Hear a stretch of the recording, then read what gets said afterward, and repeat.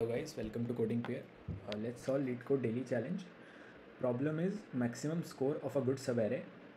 Problem statement पढ़ते हैं. Problem statement में है कि you are given an array of integer nums and an integer k. एक एरे गिवन है और एक इंटीजर गिवन है के. तो the score of a sub array I J is defined as minimum value of the sub array into J minus I plus one which is size. J अगर कोई sub array ith index से jth index तक है तो J minus I plus one वो उसके सब array के साइज़ को रिप्रेजेंट करता है.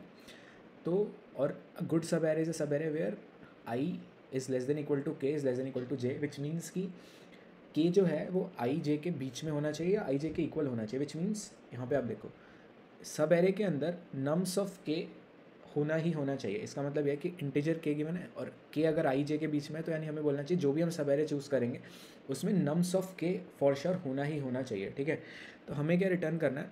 Maximum possible score of a good सब एरे. ऐसे जितने भी सब एरेज बन रहे हैं जिसमें नम्स ऑफ के उनका एक पार्ट है और उसका स्कोर क्या है? Minimum value of the sub array into size of the sub array. उन सारे सब एरेज का जो मैक्सिमम पॉसिबल स्कोर बन के आ रहा है वो हमें रिटर्न करना है. ठीक है, एग्जाम्पल से देख लेते हैं.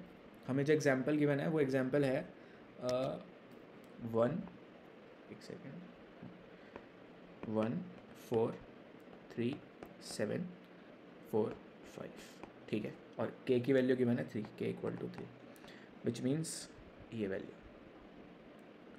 ठीक है, तो सवेरे देखते हैं 7 हो सकता है. ठीक है, अब 7 के बाद अगर देखें तो 3,7 हो सकता है. अगर राइट से लें तो दो साइज में 7,4 हो सकता है.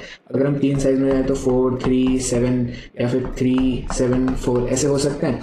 अगर इसका मिनिमम देखें तो और साइज देखें तो ठीक है, मिनिमम इसका हो जाएगा 7, इसका 3, इसका 4 3 3. ठीक है, साइज 1 ये 3 1 2 2 3 3. हमें क्या करना है?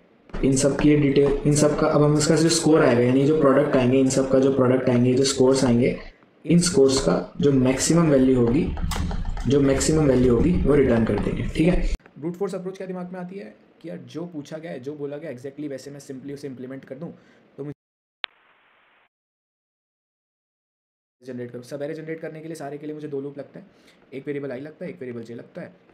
अब यहाँ पे के एलिमेंट को इंक्लूड करना ही करना है. तो मैं क्या बोलूँगा, मेरा जो आई जो जाएगा वो जाएगा 0 से लेके के तक, या फिर मैं ऐसे बोल दूँगा कि के से लेके 0 तक. और जो मेरा जे जाएगा वो जाएगा के से लेके नम्स डॉट साइज़ -1 तक, नम्स साइज़ -1 तक. ठीक है, ये आई जे के जितने पॉसिबल कॉम्बिनेशंस बनेंगे दो लूप के थ्रू मेरे वो सब एरे बन जाएंगे.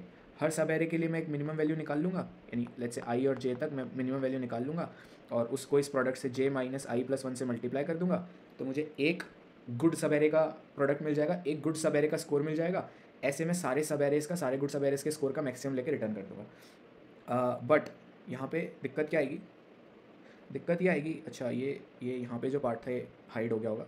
ये यहाँ पे जो मेरा आई है वो जाएगा के से लेके 0 तक, जो जे जाएगा वो जाएगा के से लेके नम्स डॉट साइज़ -1 तक.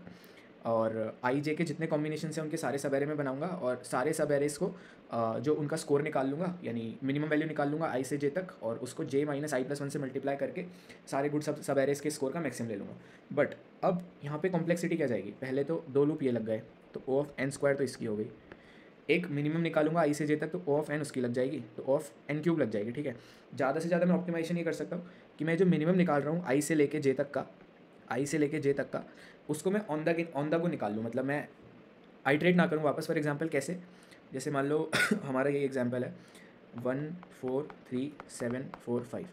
तो फॉर एग्जांपल मैं 7 लिया, अब उसके बाद मैंने 7 4 लिया, तो मैंने एक मिनिमम स्टोर कर रखा है. यहाँ पे मेरा मिनिमम था 7, अब मैंने 7 4 लिया तो मेरा मिनिमम हो गया 4. मतलब इसका मिनिमम, इसका और जो पुराना मिनिमम है और नया एलिमेंट आया उसका मिनिमम ले लिया. अब 7 4 5 आया तो मैंने बोला मेरा इन दोनों का मिनिमम 4 था, 5 आ गया तो अब मेरा मिनिमम हो जाएगा 5. वो 4 ही रहेगा, 4 और 5 का मिनिमम 4 ही रहेगा.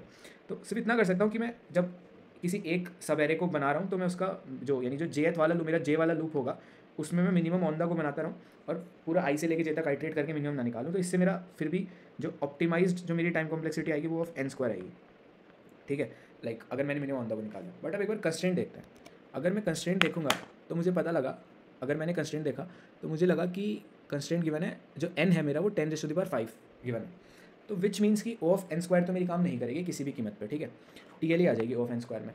और अगर हम इसको यहाँ पे सबमिट करने के ना हिसाब से भी देखें, फॉर एग्जांपल हम किसी इंटरव्यू में अटेम्प्ट कर रहे हैं तो भी ब्रूट फोर्स दे दी, उसको n क्यूब से n स्क्वायर ऑप्टिमाइज़ कर दिया, बट आपसे पूछा गया इसको फर्दर ऑप्टिमाइज़ करो, तो यहाँ पे हमें सोचना पड़ेगा कि मैं कैसे ऑप्टिमाइज़ करूँ।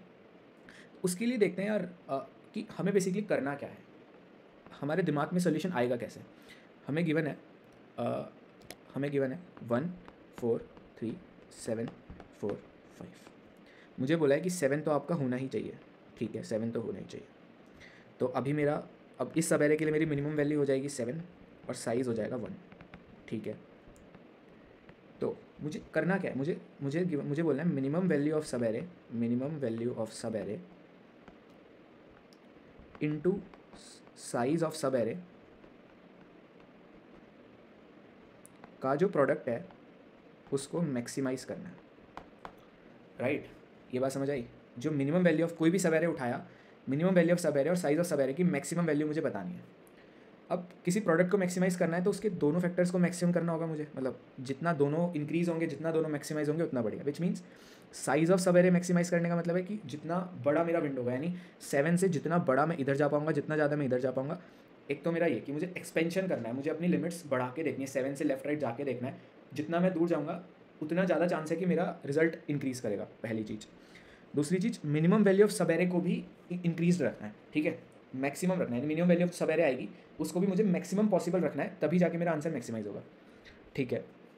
तो अभी के लिए मेरे पता लग गया कि मिनिमम वैल्यू 7 है, साइज़ 1 है। अब मैं देखता हूँ कि यार साइज़ को बढ़ा के देखते हैं। अगर मैं साइज़ बढ़ाऊँगा तो लेट्स से मैं साइज़ 2 करूँगा तो मेरे पास क्या ऑप्शन होंगे, मेरे पास ऑप्शन होंगे या तो मैं ये लूँ या मैं ये लूँ, ठीक है, या तो मैं 3 7 लूँ या मैं 7 4 लूँ, ठीक है। अब आप बताओ कौन सा चूज़ करोगे इन दोनों में से। ऑब्वियसली आप ये चूज़ करोगे क्योंकि साइज़ तो दोनों में कांस्टेंट है 2, मिनिमम वैल्यू अगर इसकी मैं देखूंगा तो आएगी 3 और इसकी आएगी 4। तो मेरा ये वाला फैक्टर किस में ज़्यादा बड़ा आएगा, इस वाले में ज़्यादा बड़ा आएगा, तो मैं 7 4 लूँगा ना कि 3 7 लूँगा। तो अब मैंने यहाँ पे एक डिसीजन ले लिया, मैंने बोला अब मेरा अगला हो गया, मेरी मिनिमम वैल्यू तो हो जाएगी, पुरानी तो मेरी 7 थी, नया एलिमेंट मैंने बोला मैं 4 लूँगा, 3 को नहीं लूँगा। तो 4 और 7 का मिनिमम मेरे पास आ गया 4 और हो गया साइज़ हो गया 2। अब फिर मैं सोचता हूँ साइज़ बढ़ाने की। अब यहाँ पे 7 4 है मेरे पास, अब साइज़ अगर मुझे बढ़ाना है तो मैं साइज़ सॉरी मैं साइज़ 3 करके देखता हूँ। आपके पास पॉसिबल चॉइसेस क्या होगी, आपके पास पॉसिबल चॉइसेस होगी या तो 7 4 5 या फिर 3 7 4, राइट।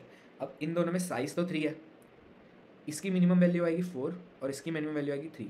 आप क्या चूज़ करोगे, आप ये चूज़ करोगे क्योंकि मिनिमम वैल्यू इसमें ज़्यादा आ रही है, ये वाला फैक्टर मेरा जो ये वाला फैक्टर है वो इसमें ज़्यादा है। तो अब मुझे पता लग गया कि मैं कौन सा एलिमेंट चूज़ कर रहा हूँ। यहाँ पे देखो मैंने 3 और 4 में से क्या चूज़ किया, 4 जो बड़ा था। यहाँ पे मेरे पास क्या चॉइस थी, या तो 5, या तो 7 4 तो ऑलरेडी था, या तो मैं 5 लेता या मैं 3 लेता। मैंने क्या लिया, मैंने 5 और 3 में से वो लिया जो बड़ा था, जो कि ऑब्वियस सी बात है हमको वही एलिमेंट लूँगा मैं लेफ्ट या राइट में जब चेक कर रहा हूँ जो बड़ा होगा, क्योंकि मुझे एट द एंड मिनिमम देखना है। अब मान लो आपके एरे में सारे एलिमेंट 5 से बड़े थे, तो अब आप 3 और 5 में से जो भी चूज़ करोगे ना वही आपका मिनिमम बन जाएगा अब आपके सब एरे का। ऑब्वियसली आप 5 चूज़ करोगे, ठीक है। तो अब यहाँ पे मुझे मिल गया कि मेरा मिनिमम तो 4 ही रह गया, मैंने 5 उठाया तो मिनिमम तो 4 रहेगा, साइज़ हो गया 3, ठीक है। जगह बना लेते हैं, हाँ ठीक है। अब देखो तो मेरा ये सब एरे बन गया। अब यहाँ पे तो मेरा एंड आ गया, इधर तो मैं कुछ एक्सपेंड कर नहीं सकता। अब मुझे साइज़ पे एक्सपेंड करना है, लाइक इसके तो मुझे सारे साइज़ तो मैं जितना बढ़ा सकता हूँ उतना बढ़ा के देखना है, और ये सारे मैंने एक बार के लिए रख लिए, कहीं रखे नहीं, मतलब आप समझ रहे हो कि इसका प्रोडक्ट आ रहा है 7, इसका प्रोडक्ट आ रहा है 8, इसका प्रोडक्ट आ रहा है 12। तो वो तो मैं हर बार जब, क्योंकि मुझे बताना तो है नहीं कौन सा सब एरे है, तो मैं हर बार मैक्सिमम इनका लेता जाऊँगा। एक मेरा जो आंसर होगा उसको मैं इनिशियलाइज़ कर दूंगा, लेट्स से कुछ भी एक बार के लिए 0 मान लेते हैं, इसको मैं 0 7 का मैक्सिमम 7 बना दूंगा, 7 8 का मैक्सिमम 8 बना दूंगा, 8 12 का मैक्सिमम 12 बना दूंगा, ठीक है। ऐसे मैं इसको अपडेट करता रहूँगा। अब अगला सिनेरियो देखते हैं, उधर मैं जा नहीं सकता, ऑब्वियसली मैं एक्सपेंड करूँगा तो लेफ्ट में ही करूँगा। तो मैंने अब 3 को इंक्लूड किया, तो मेरा एरे हो गया 3 7 4, सब एरे हो गया 3 7 4 5। इसका साइज़ हो गया, मेरा साइज़ हो गया 4 और मिनिमम वैल्यू हो गई 3, ठीक है, एक केस ये हो गया। अब साइज़ हो गया, अगली बार मैंने 4 को लिया तो साइज़ हो गया मेरा 5 और मिनिमम तो रहेगा 3 का 3। अगली बार मेरा जब मैं 1 को लूँगा तो मेरा साइज़ हो जाएगा 6 और मिनिमम वैल्यू हो जाएगी 1। जब मैंने 4 को लिया, फिर जब मैंने 1 को लिया तो साइज़ हो गया 6, मिनिमम हो गया 1। इसका प्रोडक्ट आएगा 12, इसका प्रोडक्ट आएगा 15, इसका प्रोडक्ट आएगा 6। ये मैक्सिमम 12 और 12 का मैक्सिमम 12, 12 15 का मैक्सिमम 15, 15 और 6 का मैक्सिमम 15, तो मैं आंसर मेरा आ जाएगा आंसर 15। तो किया क्या मैंने, हर पॉइंट पे पहले तो मैंने देखा कि मैं लेफ्ट वाले को लूँ या राइट वाले को लूँ। जो बड़ा था वो मैंने ले लिया फॉर श्योर, जो कि ऑब्वियस था, जो बड़ा था वो ले लिया। इधर आया 4 और 5 में, जब 3 और 5 था जो बड़ा था वो चूज़ कर लिया, और जब मेरा ये सिनेरियो बन गया पूरा, तो फिर मैंने लेफ़्ट राइट। अब यार आपके दिमाग में एक चीज़ और आ सकती है कि हम तो आप सोच सकते हो कि मैं तो पूरा सब एरे ले लूँगा ना, क्योंकि मेरा उसमें ये साइज़ ऑफ सब एरे वैल्यू तो सबसे बड़ी हो रही है, साइज़ ऑफ सब एरे तो ऑब्वियसली इंक्रीज़ होता जा रहा है, होता जा रहा है, होता जा रहा है। आपके दिमाग में सबसे पहला पॉइंट आएगा कि मैं पूरे सब एरे का, वैसे तो आना नहीं चाहिए, बट एक बार के लिए आ सकता है डाउट कि मैं पूरे सब एरे का मिनिमम वैल्यू ले लूँ और जो भी साइज़ है वो आंसर कर दूँ। बट वही ना, आप देखो, अब जैसे ही मैंने अपने सब एरे में 1 इंक्लूड करा, जैसे यहाँ पे मैंने अपने सब एरे में 1 इंक्लूड करा, तो मिनिमम हो गया 1, राइट। तो हमें प्रोडक्ट देखना है ना, तो सारे कॉम्बिनेशन चेक करने पड़ेंगे, जो भी मैक्सिमम आएगा वो रखेंगे। तो एल्गोरिथम समझ आ गया कि हमने क्या करना है, हमने kth एलिमेंट पे खड़े होना है जाके। अब मुझे देखना है मैं लेफ्ट मूव करूँ या राइट मूव करूँ, जहाँ मुझे जो बड़ा एलिमेंट मिलेगा मैं उसकी तरफ जाऊँगा, बहुत ही ग्रीडीली जाऊँगा, और यहाँ पे ग्रीडी अप्रोच वर्क कर रही है। मतलब अब देखो, आपको कंस्ट्रेंट करके कि आपको के अराउंड मूव करना है, तो आप करते रहें। हमने पूरा अप्रोच किया, हमने ग्रीडीली वर्क कर गया है, और ऐसा कोई टेस्ट केस मिलेगा भी नहीं आपको कि जो जिस पे ग्रीडी अप्रोच वर्क ना करेगी, ठीक है। तो हमने अब हम इसको इम्प्लीमेंट कैसे करेंगे, हम एक वेरिएबल रख लेंगे, लेट्स से स्टार्ट, एक वेरिएबल रख लेंगे एंड। मैंने बोला कि इसमें आई जे गिवन है तो आई जे रख लेते हैं, ठीक है। आई जे रख लिया, ठीक है, क्वेश्चन में आई जे गिवन है तो आपको कन्फ्यूजन नहीं होगा। अब मैंने बोला कि मैं i-1 पे चेक करूँगा और j+1 पे चेक करूँगा, दोनों में से जो बड़ा होगा उसको लूँगा। तो जैसे मुझे पता लगा ये 4 बड़ा है, तो मैंने j को यहाँ मूव कर दिया, ठीक है। एक बार खाली पेज पे समझ लेते हैं। 1 4 3 7 4 5 i और j रख लिया यहाँ पे, i, j। 3 और 4 में देखा तो 4 बड़ा था, तो अब j को यहाँ पे ले आया मैं, ठीक है। अब फिर ये मेरा सब एरे हो गया। अब 3 और 5 में देखा, 5 बड़ा था, तो j को फिर मैं यहाँ से उठा के यहाँ ले आया, अब मेरा सब एरे ये हो गया। अब j तो मेरा खत्म हो गया, j इसमें आगे जा नहीं सकता मैं, तो बस अब सिंपल सा चॉइस है कि i को मैं यहाँ पे लाता रहूँ और देखता रहूँ। तो पहले मैं i को यहाँ लाया, i को यहाँ लाया, फिर i को यहाँ लाया, फिर i को यहाँ लाया, और हर स्टेप में मुझे क्या काम करना है, हर स्टेप में मुझे एक तो मिनिमम का ध्यान रखना है और एक साइज़ का। तो साइज़ तो मेरा j - i+1 से आ जाएगा हर सब एरे का स्कोर निकालने के लिए, और एक मुझे मिनिमम वैल्यू लानी, राइट। तो जब आपके पास इनिशियली 7 थी, जब आपने 4 और एक वेरिएबल में आपने मिनिमम वैल्यू स्टोर कर ली, इनिशियली 7, जो भी नया एलिमेंट ले रहे हो तो इस मिनिमम को अपडेट कर दो। कैसे बोल दो, मिनिमम हो जाएगा मेरा मिनिमम ऑफ, इसको अगर हम mn लिख देते हैं तो mn कॉमा जो भी नया एलिमेंट आया है, लेट्स से अगर i आया है तो nums i, अगर j आया है तो हो जाएगा minimum of mn nums j, ठीक है, nums j। इन दोनों से मिनिमम अपडेट हो जाएगा। जैसे ही किसी सब एरे का स्कोर इंक्लूड होता है, तो जो अपना रिजल्ट है, जो रिजल्ट आ रहा है अपना, उसको बोल दो कि max of result comma current score, ठीक है।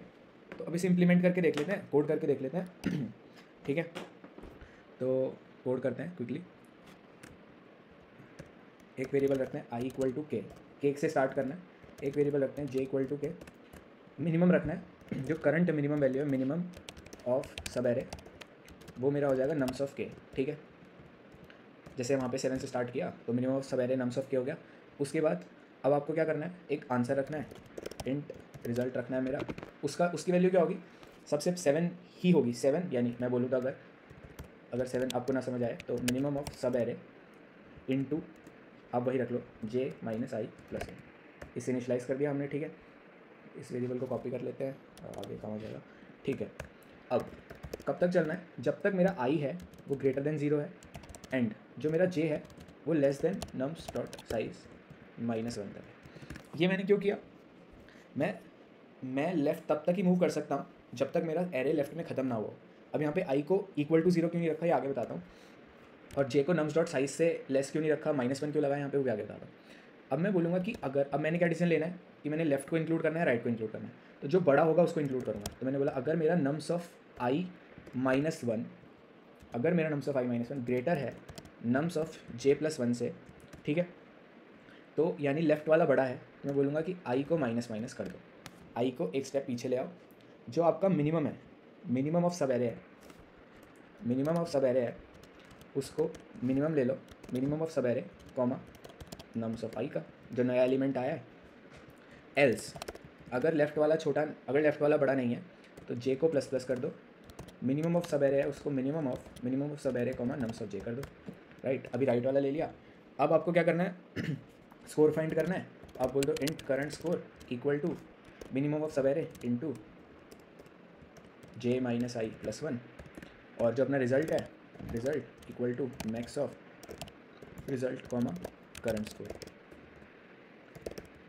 ठीक है। अब एक चीज़ और है ये तो हो गया, बट फॉर एग्जांपल यहाँ पे मान लो i जो है उसकी वैल्यू यहाँ पे 0 हो गई। फॉर एग्जांपल आई की आई माइनस माइनस किया, पहले तो अगर मैं लूप को आई ग्रेटर देन इक्वल टू 0 तक चलाता तो यहाँ पे ये लूप आई इक्वल टू 0 पे भी चलता और आई की वैल्यू यहाँ पे -1 अपडेट हो जाती और TLE आ जाती, ठीक है, मतलब TLE नहीं, वो सेगमेंटेशन फॉल्ट आती है बिकॉज आप नम्स ऑफ -1 एक्सेस करते हैं, इसकी वजह से तो हमने ये चूज़ किया। और अब देखो इसके बाद क्या करना है, हमने देखा था कि हमारा जो हम टेस्ट केस देख रहे थे, हमारा जो एंड था जे था वो 5 पे पहुंच गया था, बट स्टिल हमारे पास लेफ्ट में कुछ एलिमेंट्स बच गए थे, वो एलिमेंट बचे थे और वो हमारे काम के हो सकते हैं क्योंकि हमारा साइज़ तो बढ़ ही सकता है उसकी वजह से। तो हमने सिंपली क्या करेंगे कि जब तक हमारा लेफ्ट खत्म नहीं होता, जब तक हमारा आई 0 से बड़ा है, ठीक है, तो आप क्या कर दो, आप वही काम करो, आई को माइनस माइनस करते रहो और जो मिनिमम ऑफ सब एरे उसको भी अपडेट करते रहो, मिनिमम ऑफ सब एरे को अपडेट कर दो, ठीक है। और जो हमारा प्रोडक्ट है, जो हमारा रिज़ल्ट है उसको max of result comma current score, ठीक है। करंट स्कोर क्या है हमारा, ये करंट स्कोर कॉपी कर लेते हैं, हमारा यहाँ पे करंट स्कोर हो जाएगा और करंट स्कोर, इस करंट स्कोर को बाहर डिक्लेयर कर लेते हैं पहले, इसको भी हम करंट स्कोर को डिक्लेयर कर लेते हैं, करंट स्कोर, मतलब वैसे तो डिक्लेयर करने की जरूरत नहीं है बट कोड क्लीन लगेगा, वरना आप करंट स्कोर को सीधे जो ये प्रोडक्ट से रिप्लेस कर सकते हो, जो हम यहाँ पे वैल्यू डाल रहे हैं उसे रिप्लेस कर सकते हैं, बट ठीक है, कोड मोर एक्सप्लेनेटरी लगता है, ठीक है। ये करंट स्कोर हो गया और वाइल हमारा जे है वो नम्स डॉट साइज -1 से छोटा है तो जे को ++ कर दो और ये सेम काम दोबारा कर दो, ठीक है, और यहाँ पे नम्स ऑफ जे, ठीक है। तो जे को आगे बढ़ाते जाओ, मिनिमम जो है सब एरे का उसे अपडेट करते रहो, पुराने मिनिमम ऑफ नम्स जे का करंट स्कोर निकाल लो और उसको रिजल्ट को अपडेट कर दो और यहाँ पे रिटर्न कर दो रिजल्ट, ठीक है। ये काम, ये लूप 2 बार ना लिख के आप यहाँ पे भी लगा सकते हो कि और जे लेस देन इक्वल टू, और वो आप कर सकते हो, बट द थिंग इज़ कि ये कोड एकदम आपको समझ आ रहा है कि हमने क्या किया। हमने पहले लेफ्ट और राइट दोनों एक्सप्लोर ऑप्शन किए, दोनों तरफ एक्सप्लोर किया, जब हमारे पास लेफ्ट या राइट जाने का ऑप्शन एक तरफ से खत्म हो गया तो हमने बचे हुए एलिमेंट, अगर लेफ्ट के बचे तो लेफ्ट के कवर कर लिए, अगर राइट के बचे तो यहाँ पे राइट के कवर कर लिए, और यहाँ पे हम अब इसको रन करके देखते हैं, एक्सेप्टेड आ रहा है, सबमिट कर देते हैं, ये सबमिट हो जाएगा, ठीक है। तो प्रॉब्लम समझ आ गई आपको। सोल्यूशन में हमने क्या किया, पहले हमने ब्रूट फोर्स सोची, ब्रूट फोर्स में सिंपल सारे सब एरे चेक किए जो के को इंक्लूड करते थे, सबका स्कोर निकाला और देखा तो हमें पता लगा कि जो हमारी टाइम कॉम्प्लेक्सिटी थी ऑफ n³ जा रही थी, उसको हमने और थोड़ा सा ऑप्टिमाइज़ करने का ट्राई किया, मिनिमम निकाल का ऑन द गो मिनिमम निकालने का ट्राई किया तो ऑफ n² हो गई। अब फिर हमने ऑप्टिमाइजेशन क्या किया, हमने ग्रीडीली सोचा कि अगर हम किसी kth एलिमेंट पे खड़े हैं तो हम लेफ्ट या राइट जाएंगे, हमारे पास एक सीधा सा ऑप्शन है कि जो भी बड़ा है ना लेफ्ट या राइट में उस पर जाएंगे, हम दोनों को देखेंगे, जो भी बड़ा है उस पर जाके ऐसे हम मूव करते रहेंगे।